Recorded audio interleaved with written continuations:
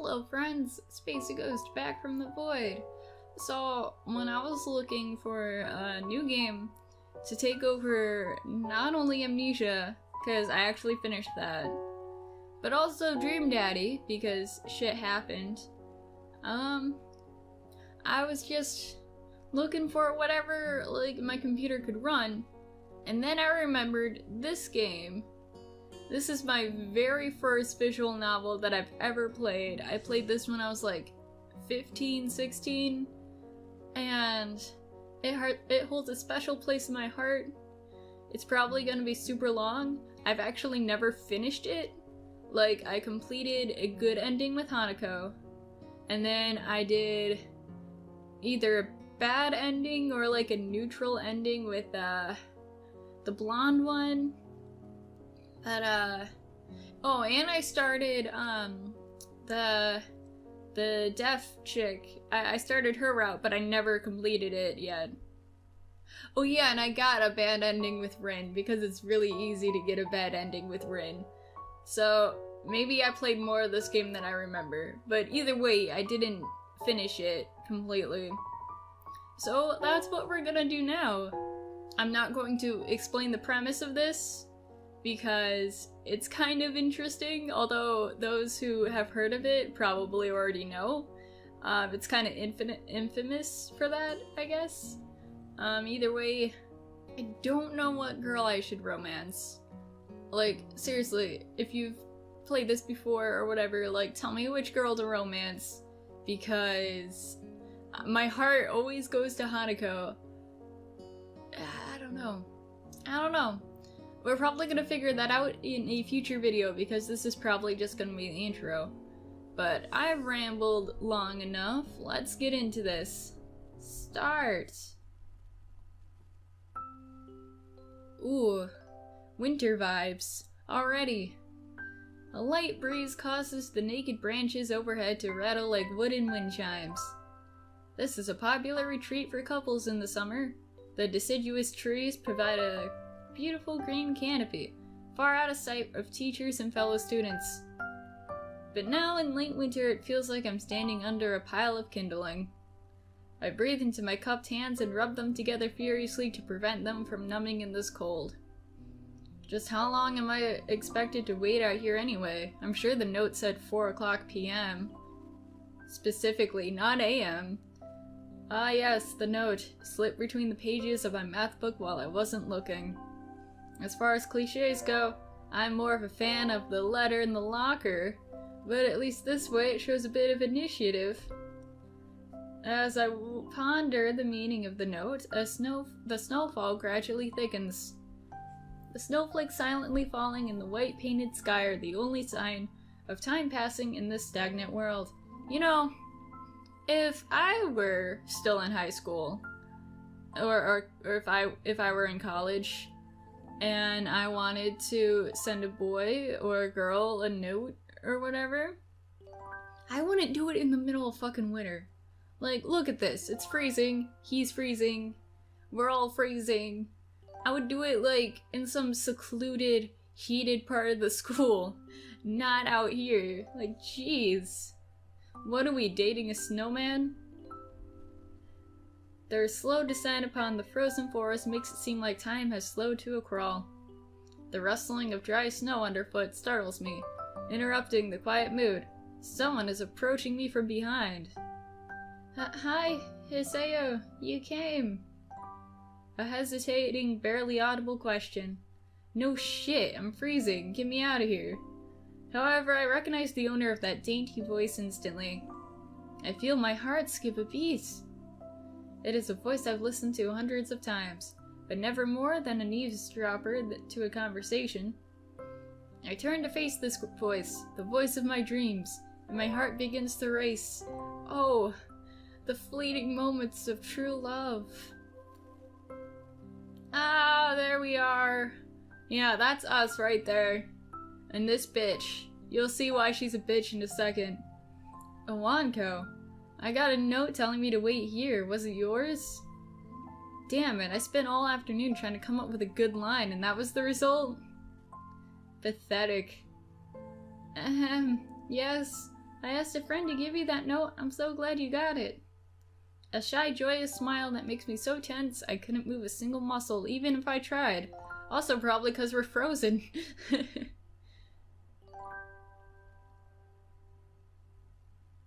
Oh shit. My heart's pounding now, as if it were trying to burst out of my chest and claim this girl for myself.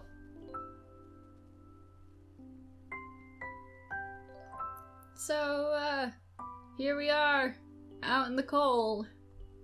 Just two people chatting it up. Once again, the wind stirs up the branches. The cacophonous noise is music to my ears. Wanko flinches ever so softly against the gust of wind. How are you wearing that skirt, lady? Like, jeez. Put on some pants. In this winter? Like how? You're not even wearing a jacket or gloves. Jeez. Like, here, take mine. As it passes, she rights herself, as if supported by some new confidence. Her eyes lock with mine as she lazily twirls her long dark hair around her finger. All the while, the anxious beating of my heart grows louder. My throat is tight. I doubt I could even force a word out if I tried. You see,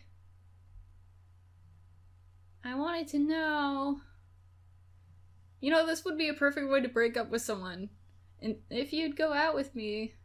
Like, instead of asking to go out with someone, that would be so spiteful if you're like, here, wait for like 5 hours in the snow, and then show up after leaving your heated car and be like, hey, we're done. And then you go back into your heated car because shit's frozen you, and then just leave him there. That would be perfect. I stand there motionless, save for my pounding heart. I wanted to say something in reply, but my vocal cords feel like they've been stretched beyond the breaking point. Hiseo! I reach up and try to massage my throat, but it only sends spikes of blinding pain along my arms. Hiseo! Fuck! My whole body freezes save for my eyes, which shoot open in terror. Oh fuck! Hiseo! The beating in my chest suddenly stops, and I go weak at the knees. The world around me, the canopy of bare branches, the dull winter sky, Owanko running towards me. All these fade to black. And then we fucking die, kids. There we go. That's the whole playthrough. Bye. Not really. The last things I remember before slipping away are the sounds of Owanko screaming for help and the incessant clatter? Yeah, clatter of the branches above. Those branches weren't gossiping about us. So yay! That is the start of Katawa Shoujo. This art is stunning, to be honest. For a free game, I mean, there's a lot of free games nowadays that are like that. But still.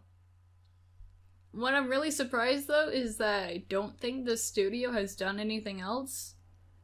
Which is weird, because Katawa Shoujo is, like, kind of successful, I hope. It's like one of those things where, like, in the community, a lot of people like it, or at least from what I remember. But, like, when anyone, like, seriously reviews it, like, I saw there was a review in one of my anime magazines I used to subscribe to, because I'm a nerd. They were all like, oh, this is fucking awful. Like, no, get away from my content. It ain't awful. I mean, to be honest, some of the writing is kind of, like, basic, but I love my Hanako. Hanako is one of my waifus. To be honest, I don't know how serious I am about that statement, but she's pretty good. It's been 4 months since my heart attack. In that whole time, I can probably count the times I left this hospital room. Stop it! In that whole time, I can probably count the times I left this hospital room unsupervised in one hand. 4 months is a pretty long time when you're left alone with your thoughts, so I've had plenty of time to come to terms to my situation. Arrhythmia. I think that's what it is. Strange word. Foreign. Alien one. One that you don't want to be in the same room with. a rare condition that causes the heart to act erratically and occasionally beat way too fast. It can be fatal. Apparently I've had it for a long time. They said it was a miracle that I was able to go on for so long without anything happening. Is that really a miracle?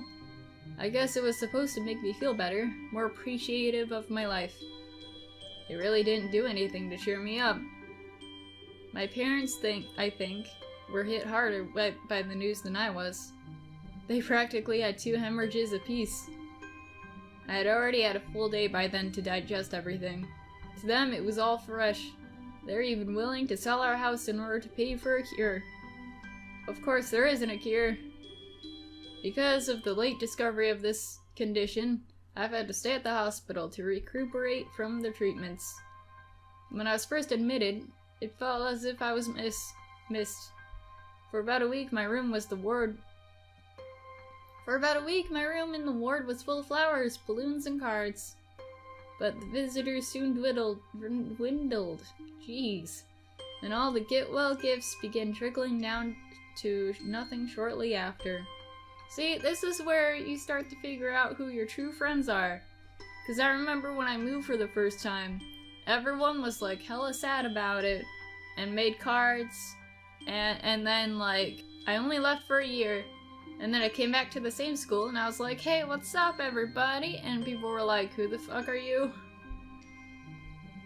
I realized that the only reason I'd gotten so many cards and flowers was because sending me their sympathy had turned into a class project. See, exactly what I was talking about. Maybe some people were genuinely concerned, but I doubt it. Even in the beginning, I barely had any visitors. By the end of the first month, only my parents came by on a regular basis. Awanka was the last to stop visiting. After 6 weeks, I never saw her again. We never had that much to talk about when she visited anyways. She just shows up like, yeah, I didn't mean to almost kill you, so maybe we shouldn't date. We didn't touch the subject that was between us on that snowy day ever again. The hospital? It's not really a place I'd like to live in. The doctors and nurses feel so impersonal and faceless. I guess it's because they're in a hurry, and they have a million other patients waiting for them. But it makes me feel uncomfortable.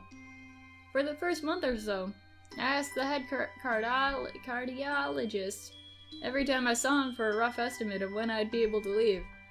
He never answered anything in a straightforward way, but he told me to wait and see if the treatment and surgeries worked. So, I idly observed the scar that those surgeries had left on my chest slowly change its appearance over time, thinking of it as some kind of omen. I still ask the head cardiologist about leaving, but he's just all like, geez, kid, leave me alone. You're done when you're done. The way he shuffles around the answer shows that there is at least some hope. At some point, I stopped watching TV. I don't know why, I just did. Maybe it was the wrong kind of escapism for my situation. I started reading instead. There was a small library at the hospital, although it was more like a storeroom for books. I began working my way through it, one small stack at a time. After consuming them, I would go back for more. I found that I liked reading, and I think I even became a bit addicted. I started feeling naked without a book in my hands. But I loved the stories. That's what my life was like. The days become increasingly harder to distinguish from each other, differing only by the book I was reading and the weather outside. It felt like time blurred into some kind of gooey mouse I was trapped inside, instead of moving within. A week could go by without me really noticing it. Same though. Sometimes I'd pause in realization that I didn't know what day of the week it was. But other times, all the things that surrounded me would painfully crash into my consciousness, through the barrier of nonchalance I'd set up for myself.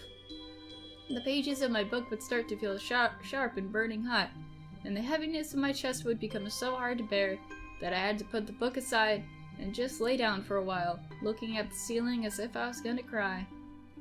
But that happened only rarely. Ignore all that, people. That's just a once a month thing. It ain't so bad in the hospital. And I couldn't even cry. Today, the doctor comes in and gives me a smile. He seems excited, but not very. It's like he's trying to make an effort to be happy on my behalf. Hey, sup, kid, you're fucked. My parents are here. It's been a few days since I last seen them. Both of them are even sort of dressed up. Is this supposed to be some kind of special occasion? It's not a party. Is it my birthday already? What? What do you... I just forgot. There we go. Sorry if that was dark for y'all. There is a ritual the head cardiologist has. He takes his time sorting his papers, then setting them aside as if to make a point of the pointlessness of what he just did. Then he casually sits down on the edge of the bed next to mine. He looks me in the eyes for a moment. Hello, Hiseo. How are you today? I don't answer him, but I smile a little back at him. I believe that you can go home. Your heart is stronger now, and with some precautions, you should be fine. We have all your medication sorted out. I'll give your father the prescription. The doctor hands a sheet of paper to my dad, whose expression turns wooden as he reads it quickly. So many. I take it from his hand and take a look at myself, feeling numb. How am I supposed to react to this? Oh, jeez. The absurdly long list of medications staring back at me from the paper seems unsurmountable. They all blend together in a sea of letters. Oh, jeez. Yeah, we're pretty fucked. That's the extent of our knowledge. This is insane. Side effects, adverse effects, contradictions, and doses are listed line after line in cold precision. I try to read them, but it's so futile. You'd think, after all that time spent reading, we'd be like, okay, this is kinda cool. But then again, it is a scary situation. I can't understand any of it. Attempting to only makes me feel sicker. All this for the rest of my life. Every day. I'm afraid that is the best we can do at this point. However, new medications are always being developed, so I wouldn't be surprised to see that list fade over the years. That's just what they tell you to make you feel better. Years? What kind of confidence booster is that? I'd have felt better if you hadn't said anything at all. Also, I've spoken with your parents, and we believe it would be best if you don't return to your old school. What? But who won't go? Please, calm down, Hiseo. Listen to what the doctor has to say. Calm down. The way he says it tells me he knew full well that I wouldn't like it. Am I gonna be homeschooled? Whatever my concern shows, it's ignored. We all understand that your education is paramount. However, I don't think that it's wise for you to be without supervision. At least until we're sure that your medication is suitable. So I've spoken to your parents about a transfer. It's a school called Yamako Academy that specializes in dealing with disabled students. Disabled? What? Am I? What? It has a 24-hour nursing staff, and it's only a few minutes from the highly regarded general hospital. The majority of students live on the campus. Think of it as a boarding school of sorts. It's designed to give students a degree of independence while keeping help nearby. Independence? It's a school for disabled kids. Don't try and disguise that fact. So, please let me know. Do these things actually exist? 'Cause until this game, I've never heard of schools specifically for disabled kids. I mean, I'm sure there's some, but I'm just curious. If it was really that free, there wouldn't be a 24-hour nursing staff, and you wouldn't make a hospital being nearby a selling point. Of course, that's only if you want to go, but your mother and I aren't really able to homeschool you. We went out there and had a look a couple weeks back. I think you'd like it. Looks like I really don't have a choice. Compared to other heart problems, people with your condition usually tend to live long lives. You need a job one day. This is a good opportunity to continue your education. This isn't an opportunity. Don't call it an opportunity. Don't call it a goddamn opportunity. Well, you should be excited at the chance to go to school. I remember you want to return to school. Well, it's not the same one. A special school, that's an insult. That's what I want to say. It's a step down. It's not what you think. All the students there are pretty active in their own sort of way. You know, this kid is complaining. I don't see it as anything too bad. I'd actually prefer it than being homeschooled. And like, everyone there is kind of in the same boat as you. It's not like it's embarrassing to go to or anything. And also, I'd rather go to a school like that if I had, like, his heart issues than to, like, constantly worry about, like, having a heart attack and no one to help me in, like, a regular school. It's geared towards students that can still get around and learn, but just need a little help, one way or another. Your father's right, and many of the graduates of the school have gone to do amazing things. A person doesn't have to be held back by their disability. One of my colleagues in another hospital is a graduate. I don't care. A person doesn't have to be held back by their disability. That's what a disability is. I really hate that something so important was decided for me, but what can I do about it? A normal life is out of the question now. It's funny, I'd always thought my life was actually kind of boring, but now I miss it. I want to protest, I want to blame this lack of reaction on shock or fatigue. I could easily yell out something now. Something about how I can go back to school anyway. But no. I don't say anything. The fact that I know now, it's futile. I look around the room feeling very tired of all this. The hospital, doctors, my condition, everything. I don't see anything that would make me feel any different. There really isn't a choice. I know this, but the thought of going to a disabled school, what are those even like? As much as I try and put a positive spin on this, it's very difficult. But let me try. Clean slate isn't a bad thing.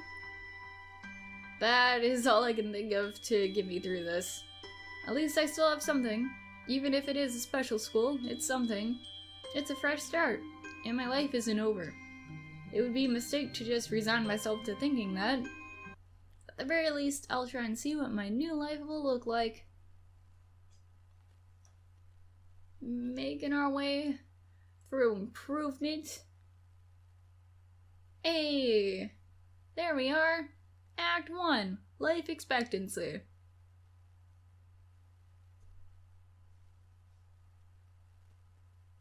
The gate looked far too pompous for what it was. In fact, the gates in general seemed to do that, but this one was especially so. Wet red bricks, black wrought iron, and gray plaster assembled into a whole that didn't feel welcoming at all. I wondered if it looked like what a gate for a school should look like, but I couldn't really decide. Probably no. Of course, I didn't want to get stuck on thinking about the gate for too long, so I entered through it with a brisk pace that felt surprisingly good. Moving forward feels good. So I walked towards the main building of Amako Academy, with this brisk pace. I'm alone as my parents are taking my stuff to the dorms, and there's supposed to be someone waiting for me. The grounds are incredibly lush, filled with green. It doesn't feel like the kind of grounds a school should have, more like a park, with a clean walkway going past trees, and the smell of fresh-cut grass and all other park-like things. Words like clean and hygienic pop into my mind. It makes me shudder. I shake them off.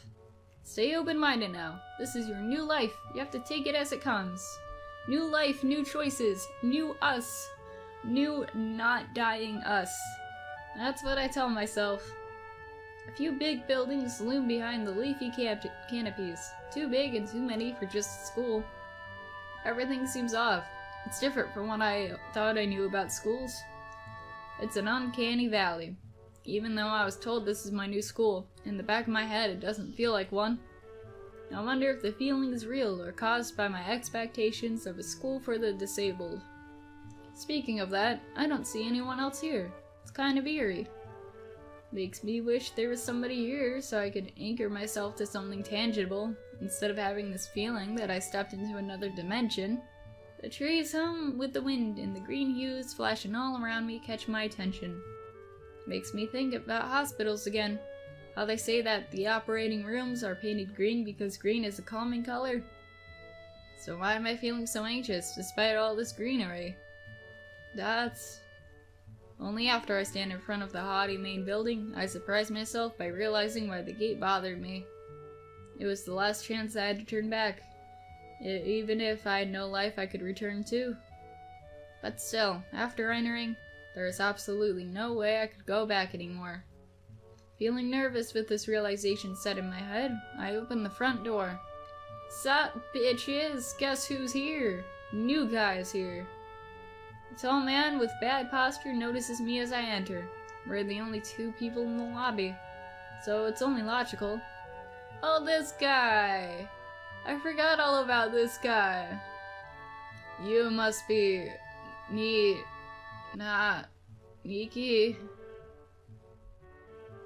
Nakai? So you are. Excellent. I'm your homeroom and science teacher. My name is Buto. Welcome. We exchange a handshake that is neither firm nor sloppy, and he looks at his watch. The head nurse asked you for a brief check-in visit, but there's no time for that now. Oh, should I go in later? Should I just turn around? Go find my way out? Yes, afternoon is probably fine. We should get going and introduce you to the rest of the class. They're waiting already. Waiting for me? I don't really like being the center of attention, but I guess it's inevitable in a situation like this. Somehow not knowing what is waiting for me makes me feel really nervous. Thinking of this, I almost missed what the teacher is saying. Do you want to introduce yourself to the class? Yeah, of course, or why? Well, I don't want to be rude. So of course we're going to.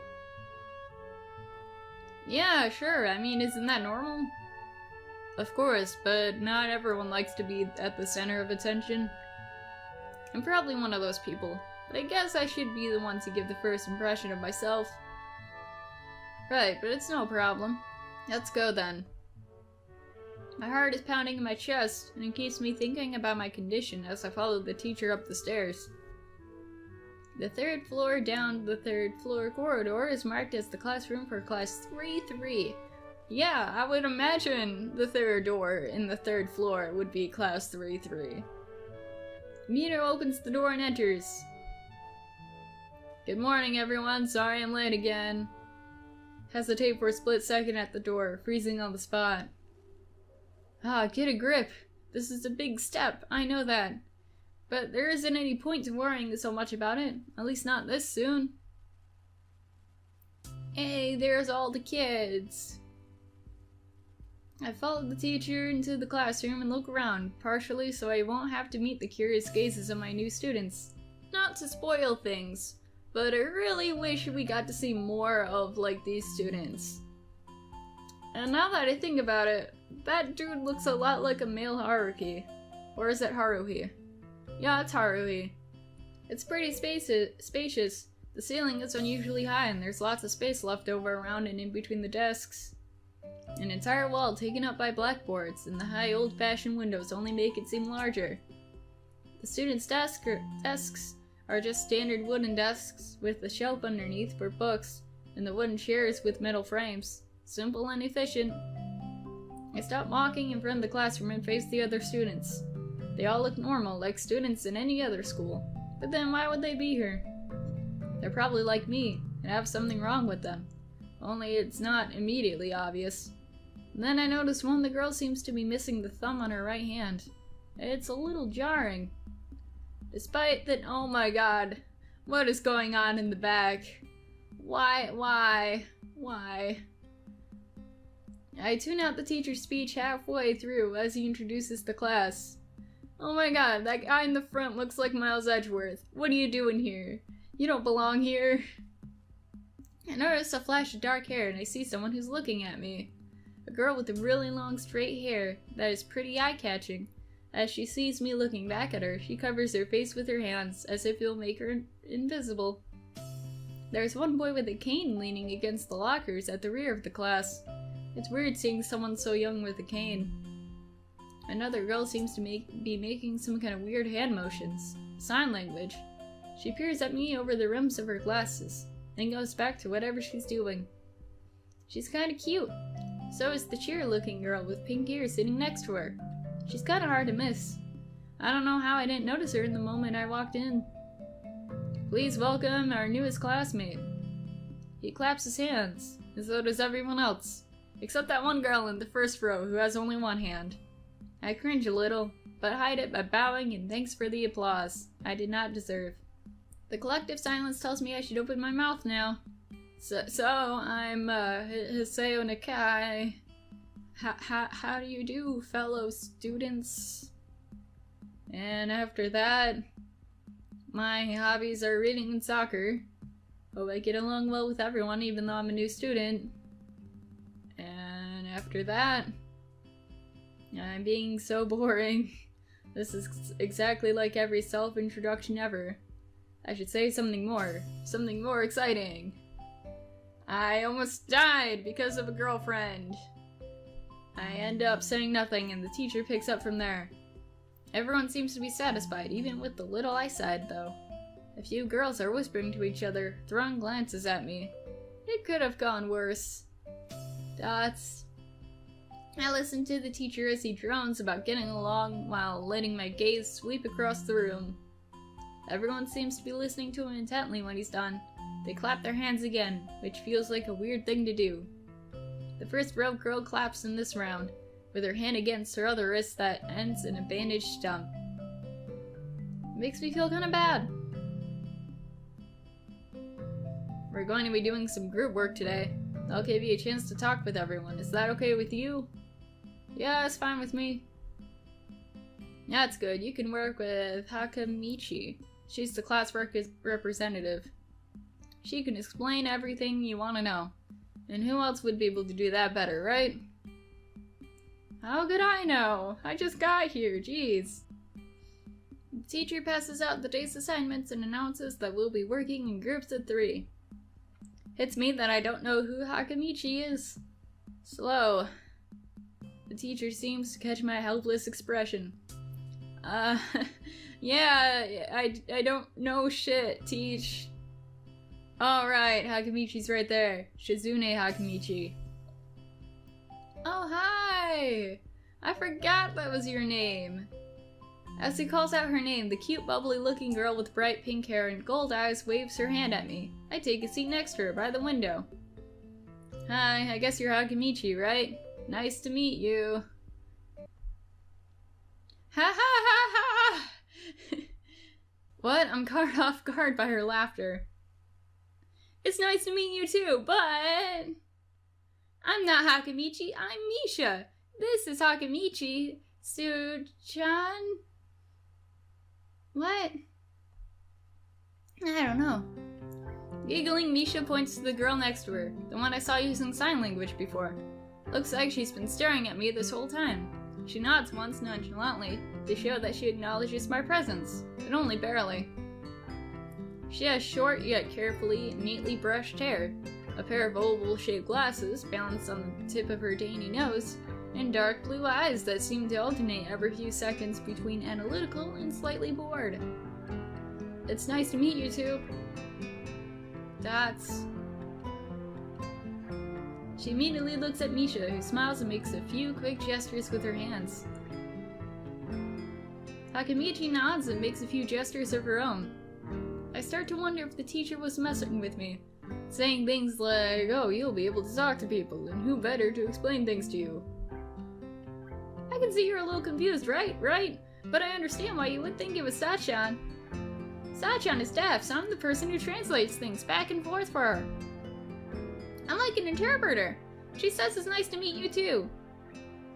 Dots. You're the new student, aren't you? Well, Sachan, of course he is. If he wasn't, he would have been standing up there for no reason, right? He seems like a very interesting person, doesn't he? We knew there was going to be a new student, but we didn't know you would be here today so soon. Hi-chan, right? Hi-chan. Yep, it fits, doesn't it? Did I say it out loud? It was just a surprise. I never liked that nickname. I don't really see how. It fits. You look just like I imagined. That's... Ha ha ha ha! You look just like a Hai-chan. I wonder why everyone seems to think so. Dots. Hakamichi taps her fingers on the desk to get Misha's attention. They gesture back and forth to each other excitedly, their hands a blur. Misha seems a bit overwhelmed. Haha, sorry about that. Sai-chan wants to know that you're really hard. Sai-chan wants you to know that she's the class rep, so if there's anything you need to know, you can feel free to ask her. Dots. Do you like the school so far?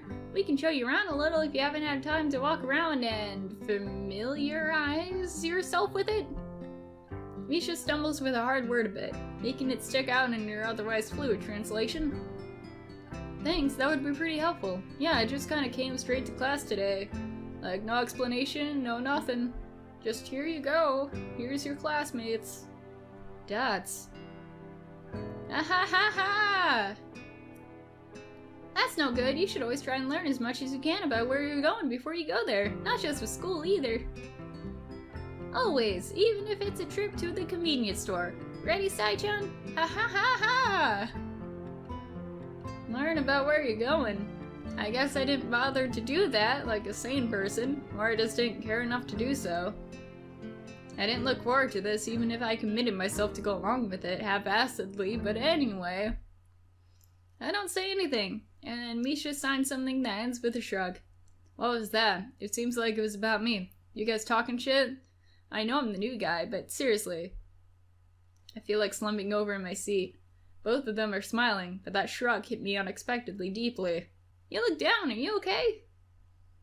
Dots. Don't take it the wrong way, please. I hate it when people are afraid to ask questions. That's how people will learn things. By asking.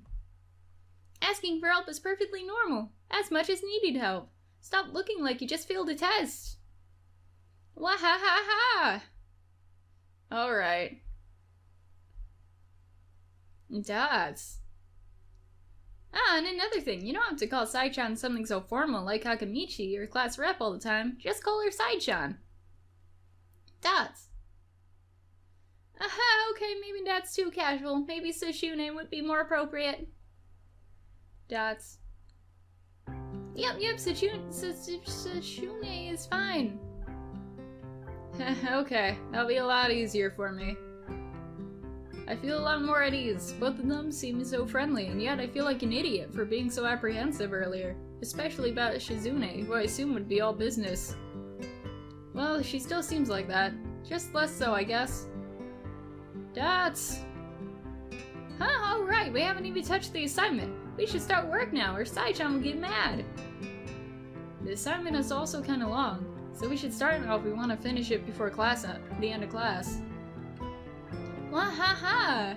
That too! Dots. Shizune glares at the two of us impatiently. I don't need to know sign language to understand that. Okay, I get the message. You can stop staring at me now. Dots. After class, we can take a walk around the grounds together. It's a nice day today, okay? The assignment is actually pretty challenging to get through, combining aspects of being both difficult and unnecessarily long. Still, we finished a few minutes earlier than anyone else in the class, despite our late start. Shizune and Misha are really capable. They're quite different, though. The class rep is as calm and professional as she looks, while Misha is a lot more playful and girlish. Not to mention a little more easily distracted. To be honest, the two of them did most of the work. I feel guilty about that. The clock tower bells ring, signaling the end of period. Time for lunch! Without knowing what else to do, I follow Misha, who is beckoning me into the hallway and down the stairs. We descend even below the lobby, where I met Muto, down to the bottom floor. Just like everything else in this school, the cafeteria seems too spacious, and oddly modern in contrast to the classic exterior. Its big windows open to the courtyard towards the main gate. It's the cafeteria! Her enthusiastic statement of the obvious makes people around us stare, but Misha doesn't seem to care, so we proceed to the line. There's a rather long list of menu options. which seems great until I realized that many of them are to accommodate students who need special diets. That's still not bad. How nice. It almost feels like I'm back at the hospital, eating portions measured with scientific precision to meet the needs of the patients. I picked something at random and followed Shizune to a table, sitting opposite of her. As I nibble indifferently at the food I'd rather not eat, Misha pokes me in the side to get my attention and points to Shizune. I don't understand signs, so the point escapes me. Maybe looking at a person who talks to you is proper and impolite? Well, no shit. Do you want to know something? What? About anything. We're your guides, so you should ask if there's something. I wonder. What should we ask about? We don't know shit. So, that's out of the question. And I feel like asking about Shizune's deafness would be too soon? Like, we just got here, and obviously she's deaf. I don't really get what else is there to ask about. It would just be kind of rude to point that out. It would be like going up to someone with, like, no foot and being like, hey, you got no foot. Like, what are they gonna say about that? Like, yeah, I got no foot. And although we do like reading, so we're gonna ask about the library. Oh yeah, is there a library in the school? Lately I've gotten into reading a lot, so I'd like to check that out. Misha gives kind of the frown that makes it clear she doesn't consider reading a healthy hobby, but then she picks up her smile again.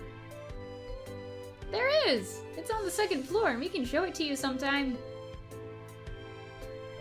Thanks. I return to my food while the girls talk between themselves.